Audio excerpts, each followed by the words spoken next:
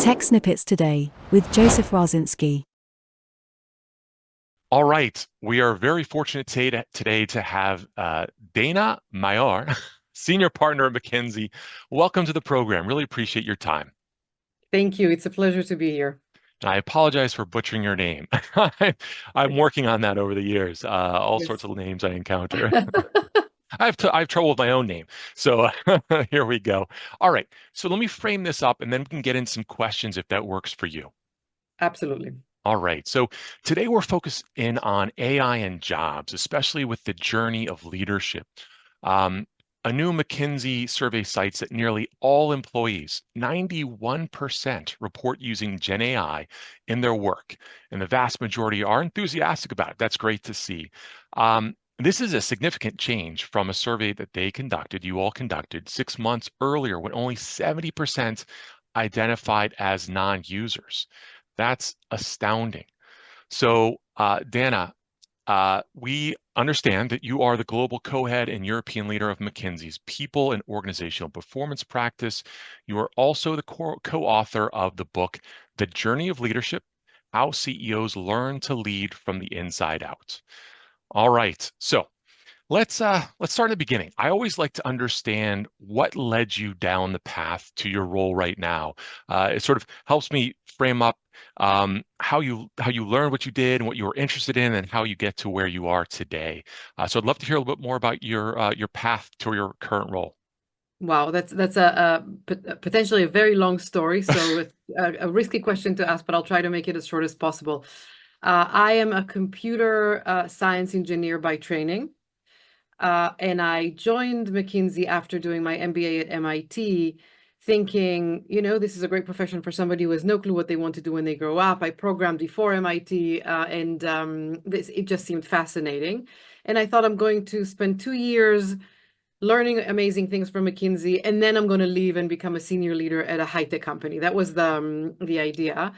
But I realized that doing work in an organization where everything changes consistently is actually something that I'm really excited about. My first 10 years were very much focused on tech, TMT, tech, media, and telecom. Very much excited by solving the toughest problems to solve. And then I realized, you know what, I can come up with beautiful strategies and amazing things, and technology could be fascinating, but unless we actually figure out how to engage people and excite them and how to bring the most out of them, nothing is going to happen. None of that beautiful strategy and vision, any of those technologies and products are just not going to come to life. And that led me down the path of transformations led me down the path of talent to change, and one thing led to the other, and this is where I am today. I never thought that I will lead the people and organization performance practice globally and in Europe, but it is an amazing time in the world where technology is taking so much root in everything that we do and everywhere, that is actually really, really nice to bring my two passions together, which is technology and people, and how one influences the other, and what is it you need to do to really make the most out of those. Isn't that the most amazing thing? I love when I meet people that are super passionate about what they're involved with, their background, their understanding, all the involvement that they've had that sort of culminates to where they are today. I feel like I'm in the same sort of situation. I've been involved in technology for forever, and now I have conversations with people about this and still build things on the side, but I love it. So I think you're in an amazing position as well. So we're going to get into a paper that you wrote that is separate from the book. But before we even get into that, I'd love to hear your vantage point about what is going on today with sort of the exponential growth of technology as we're looking at AI. So from your broad vision, your lens, your technical background, what does it look like right now from your seat? Well, my seat personally is very subjective, and what we're trying to do in all our research is broaden the lens and be more objective. But I think that, and I say this to all my clients, if you want to be a leader in this time and age, you have to be learning all the time, and you have to be on pace with technology, because you cannot be a banker and not understand what Bitcoin is and what cryptocurrency is and how that works. You simply can't. Nowadays, you cannot even be a leader in marketing without understanding what Gen AI is and what that could do for you, because the world is moving from segments of populations to a segment of one, and how do you personalize everything that you do. And so when we look at the world in general, the world of work, we see that if I only talk about automation, not even Gen AI, probably 70 to 80% of what we do, the actions that we do, can be influenced, impacted, and automated through all the tools that we have. And of course, we are very, very far from doing that. And if we look at the pace of change in technology, if our parents had a job and they could be in that job for their lifetime, we are expecting that in the next, I would say, 3 to 5 years, probably 30 to 50% of us would change our jobs, whether it is changing what we do in the place that we are or whether it is changing jobs in general. And so the pace of change is really massive. And there are two options. Either the organization that you're in is not going to make the most out of the potential the technology offers, and then I suspect these organizations will be left behind, or they will try to, but if they're not conscious of the investment, the parallel investment that needs to happen in people and their ability to use that technology, that will be very, very difficult for them, because you cannot hire and fire your way as an organization out of the gap that is created in the exponential growth of technologies and how therefore processes and domains change with that. That's amazing. And you've teased out exactly where I hope to go with this conversation. So we're going to return to that in just a second, but I really want to sort of dive into the co-authored paper that you wrote. And I believe it's called Gen AI's Next Inflection Point, From Employees Experimentation to Organizational Transformation. In that paper, what are some highlights that you all learned based on your research, your analysis of various data points? Look, we were actually quite surprised by the facts when they came, and I had to check our facts again when we started looking at them because it actually seemed unreal. So 6 months earlier, we have conducted a study on Gen AI specifically and asked, first of all, employees and individuals, how many of you actually use Gen AI? And 70% of them self-identified as non-users of Gen AI.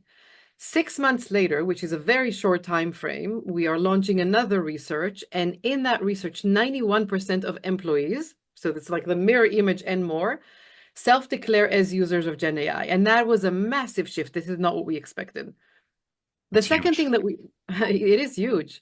The second thing that we realized was that while employees, individuals are using it and playing with it, and on a daily basis, organizations are actually far behind their employees. So while 91% of employees use it, there's actually a very small double-digit number of organizations that consistently use Gen AI. By consistently, we've defined more than a handful of use cases. And even those that we've defined as advanced organizations, early adopters, as opposed to the experimenters or less than that, are not necessarily where we think one day we will be, where you truly redefine domains and how work is done. We understand that the use cases that are applied right now are mostly about taking the things that we do and doing them more efficiently with technology. So to me, that was the first big thing, which is organizations are far behind their employees. 91% of employees are playing with it, using it, applying it, but most of the organizations are not. So that was the first thing. The second thing that was amazing to see is that while everybody thinks technology, those organizations that forget about the capability building, the skills, the change management that goes with deploying technology cannot get up this curve. Because at the end of the day, people use it. And unless we create the infrastructure and the capabilities that are required, it's just not going to catch on, particularly nowadays where this is the first time that we have 5 generations, different generations in the workplace, and it's probably going to persist with the way population is going and our span of life is going. And so there's a huge variety between those who were born into technology and those who were not, and how they adopt technology. So that was the other thing. You have to invest in people. And the last thing is actually organizations, like people, tend to shy away from things that don't work. And we've learned that the best of them, the early adopters, the way they overcome some of the challenges is when they hear their employees are afraid of using this technology, are uncomfortable using the technology, refuse to do that. Leaning into that and understanding what is it that is standing in the way is actually the best way to understand what is it that we need to solve to get there. So these were some of the non-expected or provocative, at least for us, findings that we've uncovered when we did this research. No, I mean they're amazing to think about. The implications therein for each one of these organizations at the enterprise level across the board. Because you mentioned it, and I think it was the second point, and it's really about sort of training people and helping them understand these tools, to start to embrace them, to make them available, all of these types of things. Are you starting to see how organizations can possibly do that to bring people on board with these? Yes, and I will just say that to address that, when you see this resistance, it can come from two places. Either people are worried that they're going to be replaced by this technology. So if I adopt it, I will lose my job. Either they think that they will then fall behind others because they just can't be as skilled as more proficient, technology proficient leaders. And so you have to address that. And the organizations that are doing the best job around that, one, just make it available, right? They have the systems and they have the technologies and they have demonstrated cases and use cases and role modeling of leaders as to why this is important, how you would do that.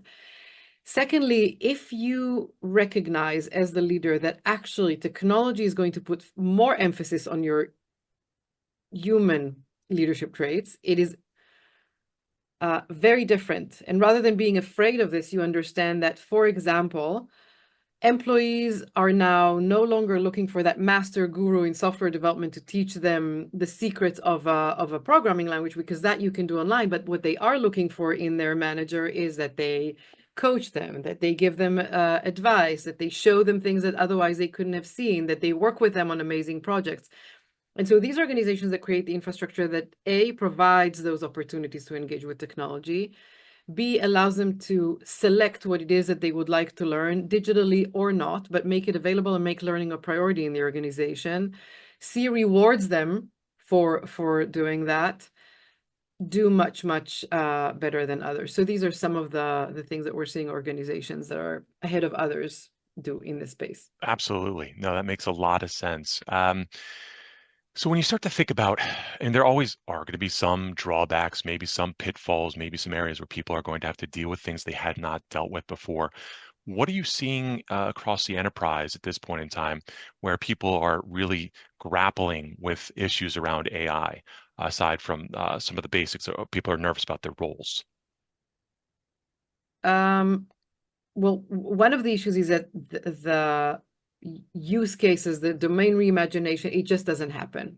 Ah, And so it's not clear what is the value in using this technology other than for your personal benefit. And in this case, actually doing this together, experimenting and learning together will make the difference. excellent. All right. The, Please go ahead. No, the second thing that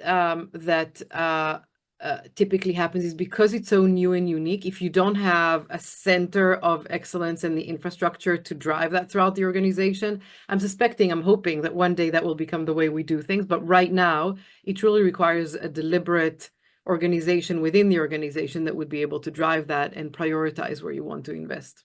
I have seen those work very well in the past. I'm a big fan of them. So yes, the center of excellences are great. How do we prioritize the human leadership component of this in this digital age? Meaning? So if we start thinking about leaders and they are focused in on, of course, profits, making the business better for their customers, in of that sense, we start thinking about the bigger, broader picture. Um, how do we bring better leadership skills with all of this digital change that we're seeing with AI, with other emerging technologies that's having an impact on how people interact with customers, be it VR, MR, so virtual reality, mixed reality, via blockchain-enabled technologies. The leaders of today, do they have to be even more agile in their thought process, in their almost tuning for their own? Normally, when I meet leaders and I talk with them about certain things, they're certainly educated, of course, and they're expert in their space.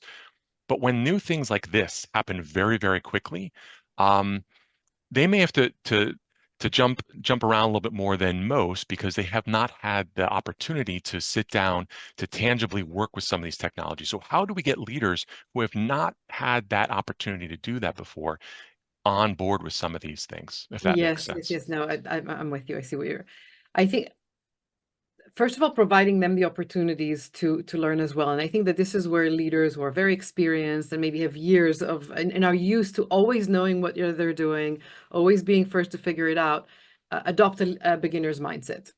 And it is very important also for the flexibilities of their brain until they're 90 or 100.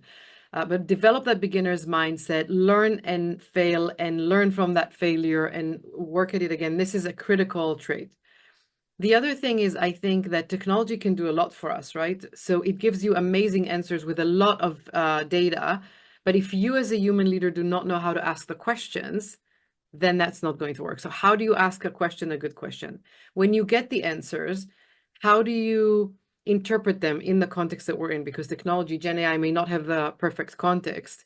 And the last thing is, how do you know what are the nuances and how you adapt that to people? So if you understand as a leader what the technology provides and what not, and what are those roles that you and only you as a human being can deliver, then it's an easier journey. But again, first and foremost, I think that knowing that despite the fact that you're CEO, super experienced, used to be leading with the proficiency that you have in your domain or your sector, that's no longer that. You are now the courageous pioneer that is trying new things ahead of or with others, but you have the experience to connect the dots, to ask questions, to give the support, to build the infrastructure. Very well stated. It makes a lot of sense to me. All right, wonderful. All right, now we're going to pivot a little bit more towards the future and maybe the next year, and we could go beyond that if you so desire. But let's start off with what people are really spending a lot of time on right now, and certainly in 2025, we're going to see much more of this, and that's the role of agentic AI. So the agents, for people that really have not gotten involved in that yet, it's allowing certain agents that may have access to data through APIs, so calls of information, to pull back and then run with that in any direction that you've asked it to do. So a quick example would be if you wanted to take a vacation to or holiday to London from the United States, you'd be able to say, "Hey, agent, I'd like to go from this date to that date. Please book this for me. Keep it within, $2,000, something very cheap, round trip and 2 nights stay, whatever the case is." And it automatically does all of that for you. It books it, it sets it up for you, it enters all your information, that sort of thing. You could take that and expand upon that in many different directions. But are you starting to see this conversation come up more with your customers and your clients? So not at the extent of the full-blown package that you've described, but we definitely see customer service. Much more of that is there. So answering automatically, but it's not just automated. It is really smart answering of questions of customers. And we're seeing that when you deploy these technologies that can gather the data, give you the answers, et cetera, you're seeing, and we had one telco that applied that in their customer service center. The handling time went down by 10%, the customer satisfaction went up by 20%. That's And so you're amazing. seeing how deploying that in the customer service lifecycle is making a material difference. We're seeing that in software development. You're asking coders and developers to develop something, and they know where and how to use those agents to do some of the repetitive tasks or write a module or use code that already exists, find it and use it. And again, you're seeing productivity just skyrocket with the time being cut by half. And think about what that means, right? These are very expensive resources. If you can double their productivity, that would be phenomenal. So while we don't have the full dream yet, where I, as a consumer, sit in front of my computer and just tell it to book my vacation end to end in my budget, in the perfect place for the perfect celebration, we are seeing a lot of that in action, and we're seeing customer satisfaction go up, handling time go down, and therefore productivity go up, and more companies willing to play with that. So I do think that it's going to grow in its existence, and it's going to develop. And marketing, if you look at marketing, it drives personalization to the edge. Certainly I does. don't need to think about, as I said earlier, a segment. I know you from your usage patterns. I don't even need to know who you are. There's algorithms that know if these are the things that you have done over the last 6 months, then you are probably a man or woman of a certain age with certain preference. Basically, your usage is the one that says who you are, as opposed to you providing the details. And the recommendations and the patterns that are supported based on that are anchored in that. So I think we'll see much more of that. I think we'll see the Amazon's, Netflix, and all that of the world, be even more sophisticated in what they offer to us to read, see, learn, and hopefully through that we will be able to truly invest all of our time as individuals in the more creative, the more conceptual, the more difficult things to Uh, solve. I hope so too. I mean, it is in many ways it's going to be super efficient and semi-omniscient, but we'll see what that pans out to look like. So in the paper I read, you all discussed sort of an exponential rate of Gen AI related innovation, which is I think what we're seeing now. And I, for better or for worse, I've been talking about exponential growth of technology for the better part of Yeah. 10 years now. And I think a lot of people held my feet to the fire probably 6, 7 years ago, and like, it's not happening. What are you talking about? And then, of course, OpenAI comes out with ChatGPT, and people are like, now I get it. Now I see what's happening. So this is where we get a bit more theoretical, but I'd love to maybe dive into some philosophical components of this. And if you want to join me on this journey, so if what we're seeing right now is the beginning of this exponential growth of Gen AI and how we can modernize tools, and there's going to be an amazing growth across all industries with people that are early adopters, and then the laggards will come along, of course, and start using and leveraging this sort of technology. But it raises all boats. But exponential, according to my whatever it was, seventh grade, eighth grade math class, was it's such a curve that things change so quickly. So we take things out further. We go up that ladder. And what does that mean for roles within, and I'll be conservative, 3 to 5 years? What do you think changes for people? And you could pick any role you'd like. It could be a coder, a developer, it could be someone marketing, education, in the telco industry, whatever makes sense. What do you see changing? Is it going to be dramatic in your opinion, or is it going to be more incremental? So we tried to assess that at an organization level, right? We literally went to a number of organizations in across industries, financial services, life sciences, telecommunications, insurance, and financial services. I was thinking of a bank to start, and try to play the movie forward, as you were saying, and say, let's say 1 year, 3 year from now, 5 years, of course, we can continue to extrapolate, but God knows if we're even close to what's right or wrong. What is the potential? What is going to happen?